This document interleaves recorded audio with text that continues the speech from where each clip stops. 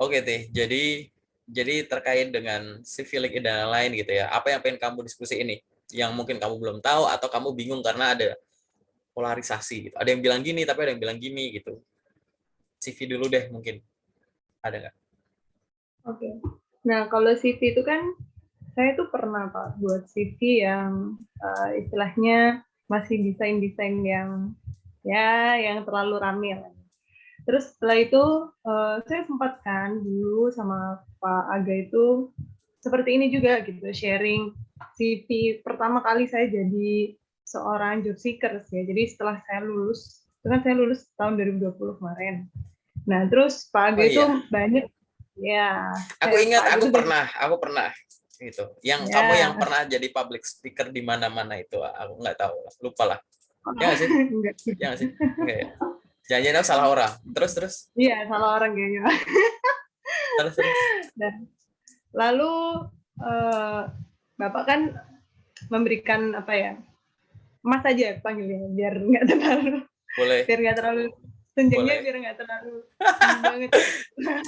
Oke, terus terus. Nah, terus Mas Aga itu kasih saran yang cukup banyak sih, karena saya juga baru pertama kali, nggak baru pertama kali juga sih buat CV, cuma Mm, itu mm. akhirnya jadi suatu pengalaman yang baru. Oke.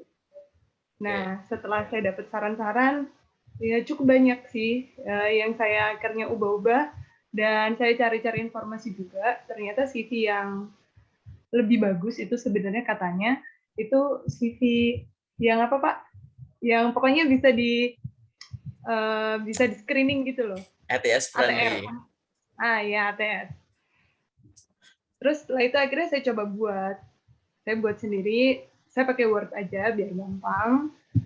Setelah itu setelah saya buat, sebenarnya beberapa kali CV ini sempat saya coba gitu Pak. Saya sempat upload di beberapa website karir itu ternyata dia sudah bisa nge-screening gitu, screening dengan sendirinya. Hampir 90% dia itu sempurna gitu Pak di screeningnya. Tapi ada juga yang human apa mungkin error atau kayak gimana. Jadinya masih kita bener-benerin manual gitu sendiri. Nah, tetapi juga di beberapa aplikasi karir kayak Cleans, Caliber kayak gitu. Beberapa kali saya itu pernah Pak, CV saya sudah pernah di apa namanya di pin gitu sama Oke. si HR-nya itu masuk di email saya, tapi di pin aja gitu. Sampai sekarang itu nggak ada kejelasan gitu. Nah di Cleans kalau nggak salah itu ada apa ya namanya ada icon untuk kita dapat mengfollow up gitu tapi follow up aja jadi kita nge-follow up-nya bukan pakai kata-kata gitu Pak. Nah sebenarnya saya pengen banget gitu nge-follow up tapi yang bisa pakai kata-kata jadi setidaknya saya itu juga interest gitu setelah CV saya dipin setidaknya saya dikasih apa ya penjelasan gitu misalkan walaupun menunggu tapi kan kalau dikasih penjelasan menunggunya jauh lebih enak kan gitu jadi jelas gitu tapi kalau cuma dipin aja dilihat aja, kebanyakan udah dilihat Pak. Jadi udah di apa resume gitu sama orangnya. Tapi setelah itu udah selesai gitu. Nah, berarti kan saya berpikir bahwa oh di sini berarti ada yang masih kurang atau ada yang kurang menjual gitu dari si saya menurut saya ya. Tuh makanya terus saya kepikiran gitu, iya kayaknya saya harus ke Pak Angga lagi deh, nanya lagi gitu. Walaupun waktu itu udah pernah dikasih tahu apa namanya ganti update LinkedIn juga. Tapi menurut saya kayaknya juga sekarang kan apa ya pakai LinkedIn ataupun CV itu pasti perkembangannya banyak gitu loh. Jadi kalau misalkan saya nggak ngikutin lagi ya ketinggalan lagi gitu istilahnya. Oke. Ini aku sampai scroll dulu loh. Dulu aku oh, ini yang kamu dulu aku masih ingat aku. Ya ya ya ya. Oke, gitu. Ah, yang dulu mah kamu nulisnya banyak yang salah ya gitu. Iya Dan itu betul. Maret 2020 gitu Iya, ya. iya Pak. Wih, udah lama ya ini ternyata ya. Lama terus. Oke. Nah, sekarang aku tanya. Jadi dari semua penelitian kan kamu udah langsung riset lapangan ya, mengganti CV jadi ATS friendly gitu. Nah, sampai detik ini sampai kamu ngerubah ini semua, akhirnya kamu bisa nyimpulin apa sekarang? Fenomena yang terjadi di kamu sekarang terkait dengan CV, yang desain maupun yang ATS. menurut pendapatmu pribadi tanpa melihat apa yang lagi terkenal, apa yang lagi tren gitu. Pada dasarnya gimana terkait dengan CV yang kamu Pada tangkap? dasarnya sih sebenarnya CV itu bukan mengenai desainnya ya, tapi isinya gitu. Nah, kalau misalkan pun seperti CV ATS itu kan tanpa desain, tapi kalau memang isinya itu sesuai, isinya itu memang istilahnya dapat menjual, ya pasti uh, recruiter juga pasti akan tertarik gitu. Tanpa karena basicnya aja sih Pak, basicnya juga kita bukan dari orang desain gitu. Kecuali kalau memang misalkan kita dari orang desain atau kita seorang spesialis content creator kayak gitu yang memang butuh apa namanya portofolio gitu ya istilahnya, itu pasti dia perlu gitu. Tapi kalau misalkan kayak kita ataupun saya yang basically seorang teknik, saya rasa CV ATS itu yang lebih bagus sih menurut saya ya Pak ya. Karena Oke, desain simple tapi isi tetap sesuai menjual itu ya. oke, aku sekarang nanya lagi. Dalam waktu 6 bulan terakhir, rata-rata kamu ngelamar kerja per hari berapa loker? Kalau di rata-rata. Uh, saya sempat apa ya freelance gitu Pak, kerja freelance gitu, tapi cuma 3 bulan. Jadi setelah itu saya fokus untuk ikut CPNS pada saat itu. Terus setelah itu sampai seleksi paling akhir, tapi saya nggak masuk di alokasi perankingan mereka. Akhirnya saya harus fight lagi untuk apa namanya ngeplay lagi sekitar pokoknya dalam target saya setidaknya 5 CV itu harus soalnya gini Pak, di jurusan saya itu juga lumayan susah gitu kalau misalkan kita hanya seorang fresh graduate gitu. Kalau kebanyakan orang logistik yang dicari itu supervisor kayak gitu-gitu. Nah, sedangkan kalau misalkan supervisor juga dia harus punya apa namanya pengalaman tuh 2 tahun ke atas gitu. Dan itu yang ada struggle-nya di situ sih kalau saya. Jadinya ya mau nggak mau carinya kalau nggak MT internship kayak gitu. Jadi apa ya memupuk dulu sih. Tapi walaupun cari yang internship ataupun MT juga susah juga gitu. Karena juga pasti tajam juga banyak. Gitu. Oke. Nah, ini aku mau kasih disclaimer dulu ya, bahwa pembahasan terkait dengan PNS dan lain-lain, PNS nanti di sesi detail aja ya gitu, bukan bukan di sesi ini, oke? Nah, sekarang aku mau tanya, sejak sejak kamu mulai memutuskan untuk lamar kerja lagi gitu ya, setelah nggak berfokus pada tes itu, sehari kan 5 tuh gitu ya, sehari kan 5 lah rata-rata gitu. Apakah kamu ngelamar kerja juga di luar bidang? Iya. Ya. Nah, sekarang aku pakai logika. Kalau katakanlah sehari 5 dan kamu konsisten, berarti dalam waktu 1 bulan kamu sudah mengirimkan 150 lamaran. Oke? Nah, kalau dari 150 lamaran, menurutmu lamaran yang di luar bidang kamu berapa dari 150? Kalau di kasar aja. Kalau misalkan di kasar ya 1:5 ya Pak. Jadi sekitar karena juga saya kalau misalkan mau ngeplay di luar bidang itu biasanya nggak jauh-jauh sama bidang marketing karena saya pernah punya pengalaman di sana. Jadi saat saya mau apa namanya ngasih body email seperti itu ada apa ya hal yang relevan gitu walaupun istilahnya sedikit gitu. Kalau dia di luar banget itu apa ya saya kurang ini sih Pak, saya kurang berani gitu. Mungkin takutnya itu gini, takutnya udah dari awal nggak akan bisa gitu ya. Saya apa ya jadi carinya yang bukan cari aman sih tapi lebih cari yang relevan aja gitu sama setidaknya jurusan ataupun yang pernah saya lakukan gitu. Karena pikiran saya juga agak agak ke depannya gitu. Misalkan itu dapat di apa namanya dapat dilirik tuh sama recruiternya. Nah jadi saat kita nanti interview itu juga ada hal yang diceritakan gitu loh Pak maksud saya. Oke. Makanya kenapa saya memilihnya ke situ. Berarti tadi 1:5, berarti yang di luar bidang adalah 1 gitu. Iya sekitar 1, paling banyak ya 2 kayak gitu Pak. Karena saya juga lihat-lihat dulu sih Pak.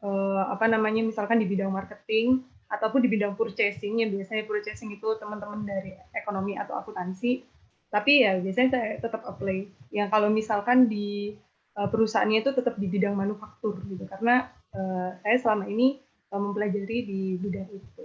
Gitu. Oke. Kalau aku pakai angka-angka dulu ya, paling gampang tuh ngebayang pakai angka 1:5, terus kan ada 1:5 nih gitu ya. Kita katakanlah sebulan 100 aja deh gitu kan. Ya kan, sebulan 100 gitu. Terus katakanlah yang sesuai dengan bidang itu 80 gitu katakanlah, 1:4 aja deh ya. Terus habis itu yang nggak sesuai bidang 20 gitu aja, paling gampang gitu ya. Analoginya gitu aja lah gitu kan, dari 100. Nah, dari yang 80 tadi, itu yang akhirnya mendatangkan tes berapa? Kamu pernah dalam 1 bulan itu ada panggilan tes, entah itu psikotes, entah itu yang selanjutnya gitu ya, itu berapa dari yang sesuai bidang? Misalkan kayak saya rata-rata per bulan panggilan itu 10. Nah, yang 7 itu di luar jurusan gitu kan. Yang 3 sesuai jurusan. Nah, gitu. Aku pengen tahu itu. Kalau gini ya, kalau misalkan dulu waktu saya masih pertama-pertama itu Pak ada, setelah saya lulus, itu jangkauannya itu nggak lama, karena pada saat itu alhamdulillahnya pas saya apply itu memang lagi butuh gitu si tempat dulu saya kerja. Setelah itu kan saya setelah resign saya udah nggak fokus lagi nih untuk apply kerja karena saya mau fokus di salah satu itu. Setelah itu saya fokus lagi tuh baru bulan ini lagi Pak. Jadi baru bulan Desember ini lagi. Jadi saat saya apply itu aja bulan Desember tuh pertengahan ini Pak. Jadi maksud saya kenapa saya lakukan lagi lebih cepat karena biasanya entah itu di ujung tahun di akhir tahun entah itu di ujung tahun nanti bulan Januari itu mungkin aja banyak juga apa namanya pekerjaan-pekerjaan atau loker-loker yang sedang dibuka besar-besaran gitu. Jadi saya harus gercep lagi karena kemarin tuh sudah sempat vakum. Tapi kalau misalkan dilakukan pemanggilan lagi dan misalkan tes psikotes atau gimana, itu sih belum karena emang saya juga baru lagi untuk memulai. Gitu. Sebenarnya udah kejawab sih di CV-mu sih, karena aku belum bisa tunjukin di sini ya.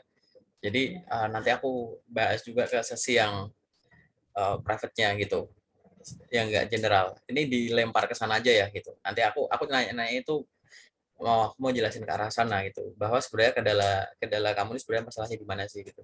Nah, selanjutnya adalah begini, apa kamu kalau ngelamar itu ada target tertentu nggak? Misalnya target itu kayak target jumlah, jadi kayak sehari minimal sekian, atau target waktu, aku ngelamar jam berapapun, atau misalkan aku ngelamar cuma jam sekian sampai sekian, atau target hari aku cuma hari ini sampai hari ini gitu. Ada kayak begituan nggak? Ada, Atau ada. terus ada lagi juga pengaturan ini nggak, batasan wilayah. Jadi misalnya kayak aku cuma nyari di daerah Jabodetabek, aku nyari cuma di daerah Pulau Jawa, aku cari cuma di Indonesia gitu-gitu. Coba jelasin dong secara general aja. Oke, kalau target apa namanya per hari ngeplay tadi udah saya sampaikan kan, sekitar 1 hari 5 setidaknya itu harus ngeplay gitu. Entah itu dari website karir, entah dari LinkedIn, entah dari email biasa, setidaknya harus 5. Kalau target waktu, saya pernah baca di LinkedIn itu ada jam-jam kritikal di mana biasanya HR itu suka ngecek-ngecek email gitu. Nah, biasanya itu kalau nggak pagi, jadi pertama kali apa namanya HR biasanya buka laptop atau buka komputer itu katanya pagi jam 8 ataupun jam 9-an, jadi jam 8 jam 9, tapi nggak jam 10 ke atas juga. Setelah itu biasanya setelah ataupun mau ini istirahat siang, jadi 12:30, biasanya tuh jam 12 sampai jam 1 itu juga jam katanya yang bagus.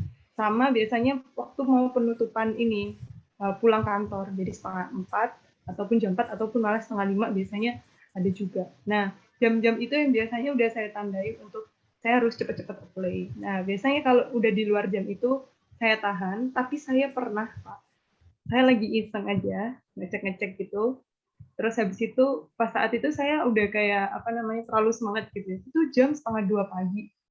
Itu saya ngeplay Nah, pada saat itu besoknya itu ada email itu Pak yang apa namanya CV saya itu sempat dipin sama HR-nya. Saya juga kaget setengah 2 malam gitu udah dapat respon. Saya nggak tahu HR-nya tuh ngerespon jam berapa karena kalau pakai aplikasi tuh nggak kelihatan responnya jam berapa. Cuma di pinnya tuh kelihatan dan saya ngeplay-nya jam berapa itu kelihatan gitu. Tapi saya kayak gitu setengah 2 pagi gitu udah direspon. Untuk target batasan wilayah tentu karena balik lagi saya anak perempuan jadi pasti sama orang tua pasti punya batasan juga untuk masalah wilayah. Wilayahnya ya pasti nggak jauh-jauh dari rumah biasanya.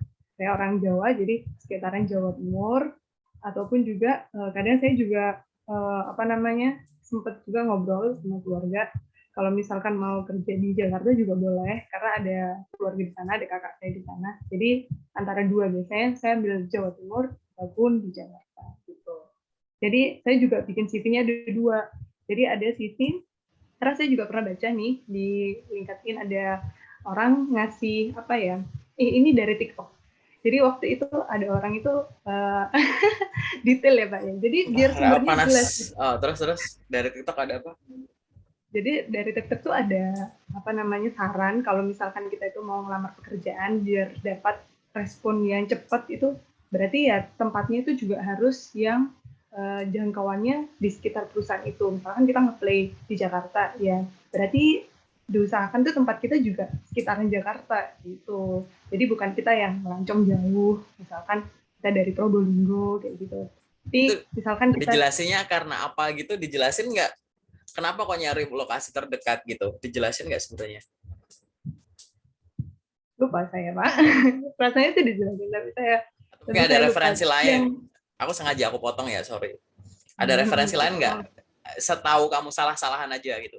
Faktor jarak dengan lokasi kerja tuh pengaruh nggak sih? Maksudnya kayak biasanya sih sumber kamu sekarang, domisilimu sekarang, sama posisi tempat suatu perusahaan itu ngaruhnya seberapa ngaruh gitu. biasanya ngaruhnya itu karena apa namanya tempat tinggal ya, entah itu apa namanya biasanya kan perusahaan kalau misalkan memang udah perusahaan yang lepas gitu tanpa ada embel-embel menyediakan mes dan lain-lain itu kan juga termasuk apa ya range dari nantinya gaji yang akan dikasih gitu. Biasanya HR itu misalkan ya saat nanti kita nego-nego gaji itu biasanya kan ada juga tuh yang nanya-nanya. Dan misalkan kita bukan ditarget tapi kita ditanya minta gaji berapa. Nah gaji yang kita sampaikan tadi itu biasanya kebutuhannya untuk apa gitu. Kalau misalkan kita di apa namanya kita berdomisili di dekat situ, biasanya kan juga gaji nggak banyak di spend untuk tempat tinggal ataupun kita malah bingung untuk bertempat tinggal. Menurut saya sih itu. Ada juga kadang keloyalitasan kita sama pekerjaan. Jadi kalau misalkan kita domisilinya dekat, ya udah pasti kita kalau nggak lebih loyal karena udah pasti deket kenapa nggak kerja jadi lebih baik gitu nggak sih Pak? Tapi kalau misalkan jauh juga ada juga orang yang jauh-jauh kerja untuk niat kerja juga ada juga sih gitu. Tapi kalau masalah itu berarti kayaknya kita nggak bisa langsung apa namanya nge-shoot orang kayak gimana ya, nge-judge orang kayak gimana. Itu tergantung personal ya orang sendiri-sendiri sih. Oke, menarik ya gitu. Jawaban kamu beragam nih. Aku sengaja nanya-nanyain itu tuh biar nanti banyak yang nonton dan belajar dari situ. Gitu. Bahwa tadi yang aku urut mundur. Karena kamu urut dari depan, aku urut coba dari belakang. Bener gitu. Bahwa faktor jarak itu tuh sangat pengaruhnya lumayan besar ya gitu. Salah satunya ya loyalitas itu gitu. Banyak orang yang akan senang gitu untuk mendapatkan pekerjaan impian di lokasi terdekat.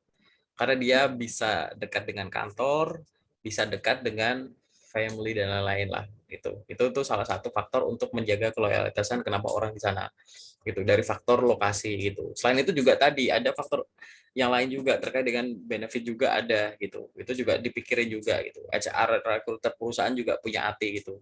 Mungkin nggak usah jauh-jauh ngomongin terkait dengan kerjanya gimana jauh gitu. Enggak. Pada proses rekrutmennya itu loh, kalau rekrutmennya offline harus datang datang datang gitu gitu. Itu. Yang lain juga bisa nggak bisa dari mungkin fungsi jabatan. Kamu tadi orang marketing, orang sales gitu, gitu. Aku pengen kamu ngejual ballpoint di area Jakarta gitu. Tapi kamu nggak pernah ke Jakarta itu dan tadi kasih contohnya di Probolinggo gitu. Terus akhirnya kamu aku rekrut ke sini, ada 2 orang sama kemampuan hasil tesnya, skornya sama. Yang satu asli Jakarta, yang satu asli Probolinggo gitu tadi bilang kayak gitu kan. Kira-kira mana yang aku rekrut gitu. Ya aku ngerekrut yang Jakarta pasti. Karena dia udah menguasai wilayah, nggak banyak Ya. buka-buka Google Maps lah, udah hafal tempat-tempat tongkrongan. Oh, ini ngejual ballpoint tuh harus cari tempat nongkrong begini-begini atau terpasang tinggal ke sono gitu. Dan komunikasi sama warga lokalnya juga beda. Ngejual produk itu kan kadang hati ke hati. Nggak semua orang itu ngejual itu pakai ya transaksional saja. Aku butuh barangnya itu. Tapi kadang faktor salesnya itu berpengaruh. Nah, ini Sama contoh-contoh satu aja. lagi sih Pak, menurut Apa tuh? saya, sorry Apa? aku potong. Kalau misalkan kita dari tempat yang lokasi yang sama, bisa jadi juga kita punya relasi yang besar gitu. Oh Karena kan iya, berarti sehari-hari kita tinggal di sana. Berarti kan relasi kita juga jaraknya juga dekat-dekat gitu. Misalkan pun kita jadi orang sales untuk penjualan, berarti juga cukup menguntungkan karena relasi kita besar, networking kita besar, luas gitu. iya, Jadi lebih banyak menguntungkan buat perusahaan. betul. Itu salah satunya juga itu juga database seperti itu tuh butuh gitu ya. Hmm.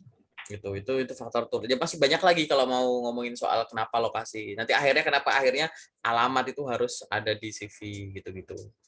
Gitu. Kenapa kok harus ada alamat gitu kan? Alamat tetap dimasukin kalau ada tempat tanggal lahir, kenapa ada tempat dimasukin? Karena kalau mungkin alamatnya beda bisa jadi pertimbangan gitu. Walaupun tanggal lahir nanti untuk yang lain gitu.